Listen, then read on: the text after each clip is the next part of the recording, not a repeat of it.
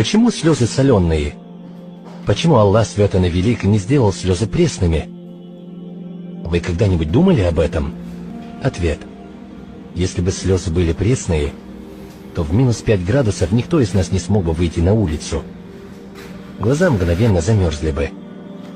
Но Аллах Та'аля спроектировал наши глаза таким образом, что ни в минус 35, ни в минус 50 они не замерзают, рассчитаны до 70 градусов. Это минимальная температура, которую можно встретить на поверхности Земли. Вроде бы такая мелочь, но так рассчитана. Аллаху Акбар.